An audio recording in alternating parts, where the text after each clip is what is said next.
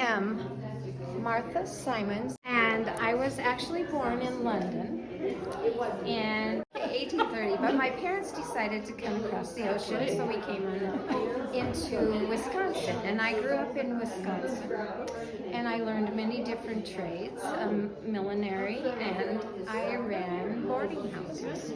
My first husband's name was John Symons. We had 3 children, 2 boys and a girl.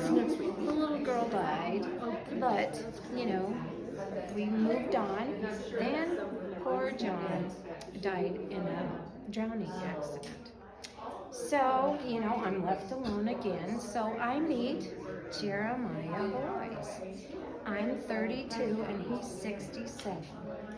So, but we hit it off just wonderfully, and he was ambitious and he was a wonderful businessman. And so we decided that we wanted to follow the railroad out west. So we bought 2 prairie schooners. We sold all of our wares and all of our houses, and we packed those wagons up. And we started following the UP Railroad, right? Well, guess what?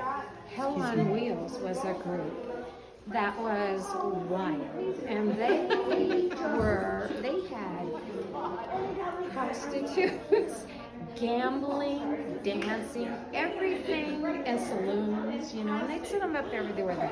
But these guys that worked for the railroad had a lot of money.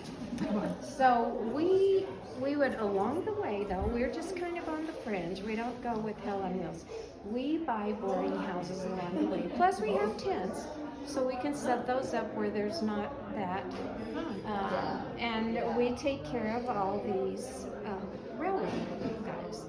So we finally get all the way to Cheyenne, and but we don't want to settle in Cheyenne, so we go to Dale Creek. It was supposed to be a town, but we get there and it just wasn't working out. So we decided that we would move on to Laramie.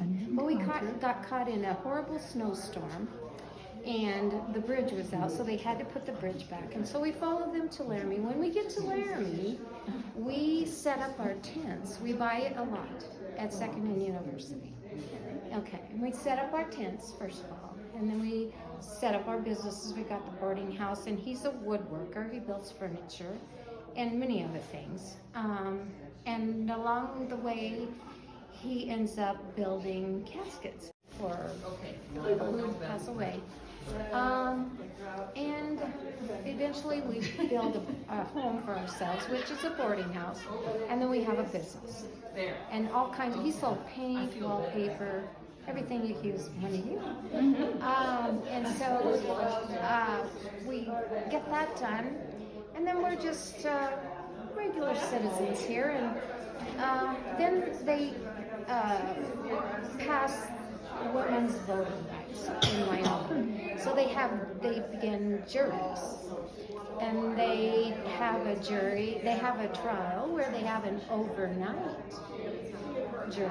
So they don't have a bailiff for women, and they have to have one for them. So Sheriff Boswell asked me if I would be the women's bailiff. So I set up my chair in the hallway and guard the door all night, and I tell them that the next day I'd report that they all behaved themselves. So then from that time on, we just lived regular, although Jeremiah also became the coroner, which I don't know what all that involved, but, you know, I'm sure they trained him somehow. And then at the age of 96, he dies. And I'm left alone again. But in a couple of years, I meet this rancher who starts coming down to the boarding house named James Atkinson, and he's a sheep rancher, I should say. And we hit it off, and we get married, and so then I spend time at his house, and he spends time at my house.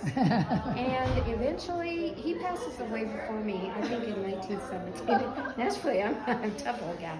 And I die at the age of 80. And Jeremiah's buried here in the cemetery, and so am I.